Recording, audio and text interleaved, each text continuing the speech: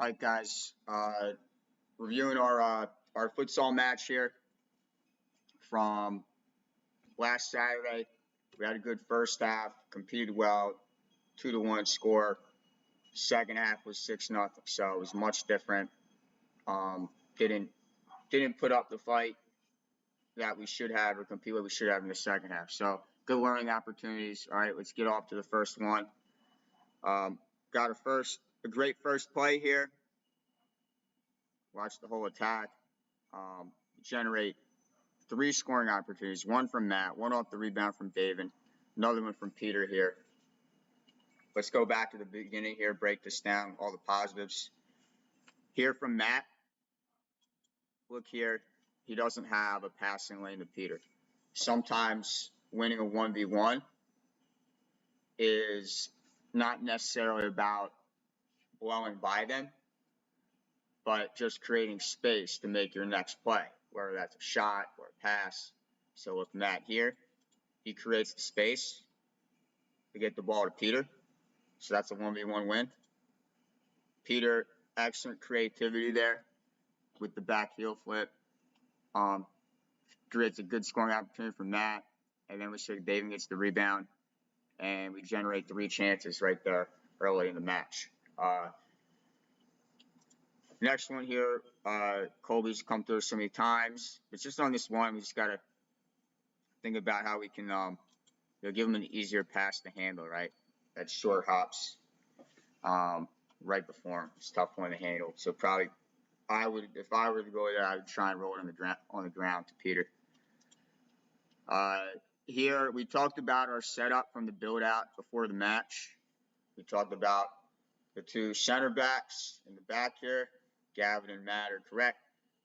Frankie's all the way on the other side. The ball's going to come to this side. Frankie needs to be, as the center mid, he needs to be here, or he can come here. So he can come to one of these spots here, come back and forth this way, depending on how the defense is played. All right, so as is right here. First of all, Matt can't get him the ball, but even if he could, Gavin Zoris he's already occupying the space. So now we're wasting 2 players on the same outlet. All right, so we want Frankie making these runs back and forth here.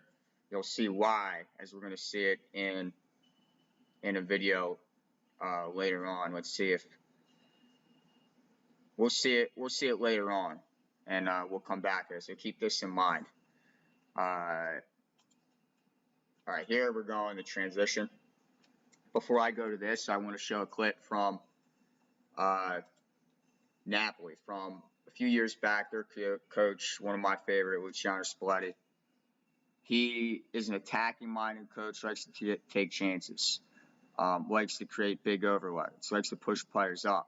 But at the same time, he was unique as he would track every single transition defending opportunity that the team had in every single game, track who was making the runs, and track who wasn't. All right, you're going to see why it was huge, or why it was such something that they're really good at. So here, it's off a corner. Green's going to intercept the ball, and we have a 2v2. All right, and look how hard the blue team Napoli works to transition back and defend. This guy right here, Victor Osimhen, that's the striker. Look how hard he's working back. If he doesn't, this guy's wide open. So we had a 2v2 in the beginning, and now it's they have 4 players up versus 1, 2, 3, 4, 5, 6, 7, 8. Right? It's all about effort. Transitioning back on defense is being aware, effort, awareness. Probably the biggest thing we struggle with in this game. Right? One thing we should take from this video is that I'm doing now is that we were bad in transition. And here is going to be a specific example of it. Right here we have 3 players. The one here. This is off a corner kick, by the way. And the 2 players back here who are further back and deeper than anybody on our team. And let's see who wins the race. Right? They're up here. We're here. And now it's a 3v1 versus Matt. And, Matt's able to make a stop somehow. And, if it's just something we have to take more pride about. If I'm Matt, if I'm the center back there, I'd be furious about us not transitioning back. Really disappointing on that one. And, it happened several times in the match. They said we really have to get better at this fast. Let's simple take an indirect free kick. I don't know why we're going to kick this to Peter on this indirect free kick. We know how to take an indirect free kick. He can just touch it and run up and kick it. I don't really understand this logic here. We send it backwards and we take like a fadeaway shot here. We can do better. We should know how to, we can do better than that in that situation. So I didn't like that. Next play here, just general speed of play. Why futsal is so effective is it requires you to make, good decisions, right, and quick decisions, and speed of, the play is faster paced. So here, 1-2 touch. I was talking about during the game and the past couple weeks, over the past couple months, I've been talking about using, not wasting our dribbles, playing 2-touch sometimes. Right, we have Peter open here. You don't recognize it fast enough. Defender comes and blocks it. Right here, I see a scan here. Right, see that a scan there from Matt. I probably want another scan right now. And right as he touches the ball, that's when you take your touch. But right here, I'm probably scanning again. And I know, if I'm scanning, I see this guy coming in here is going to press me. I see the angle he's coming on.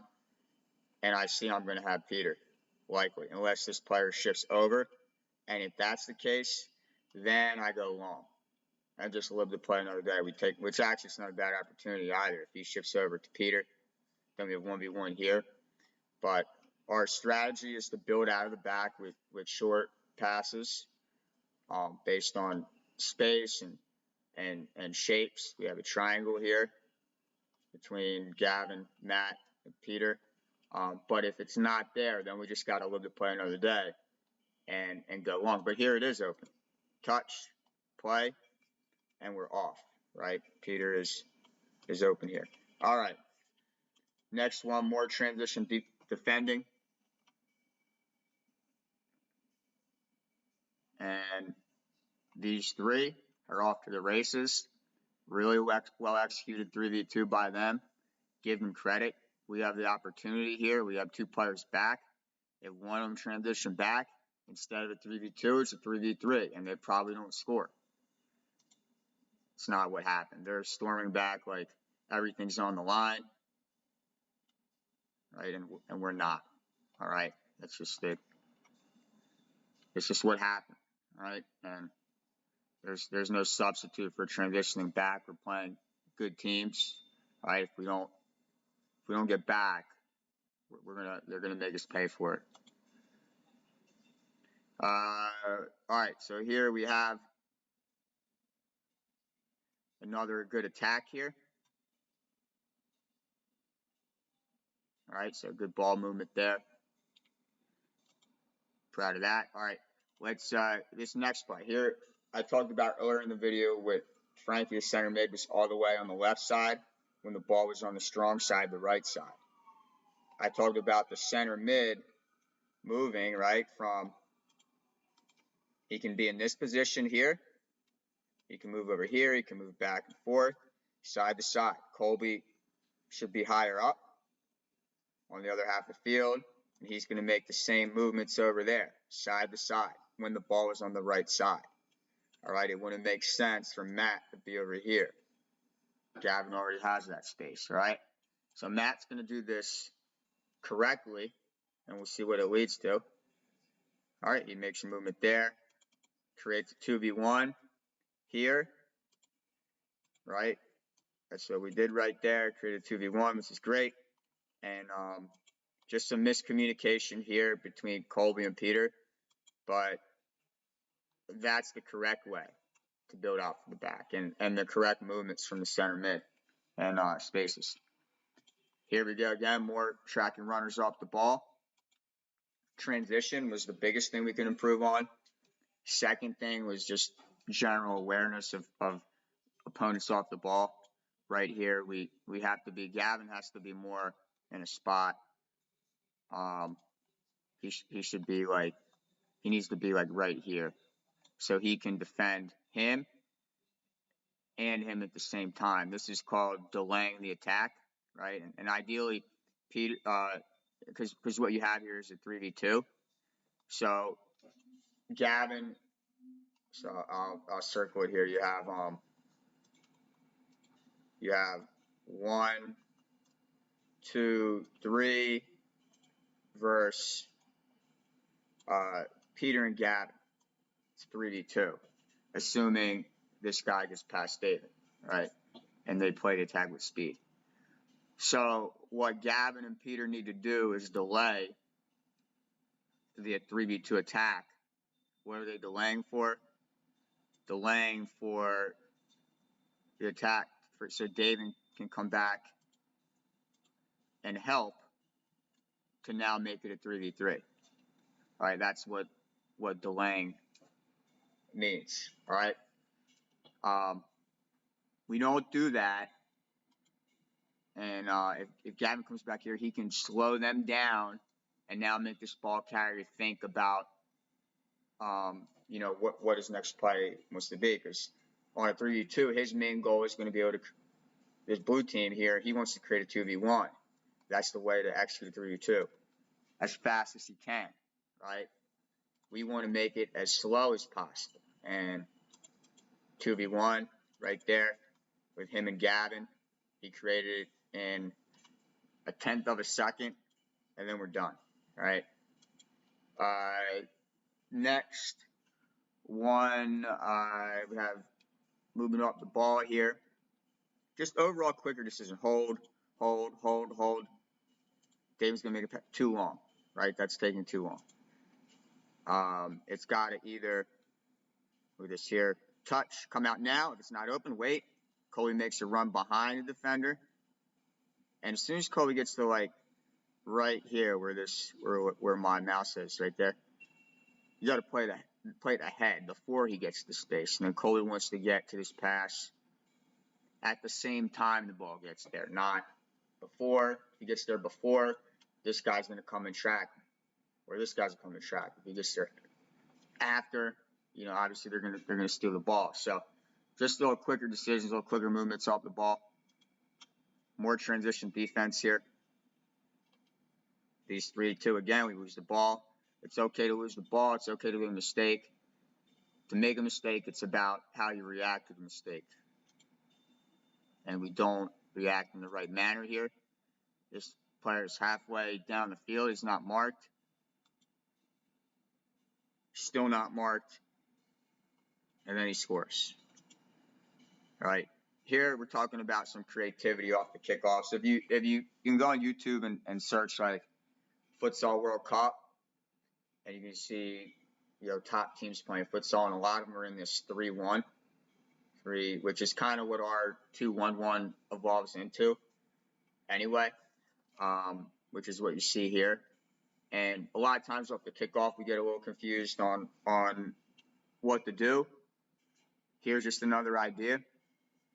Here I've drawn up, we go to Sam.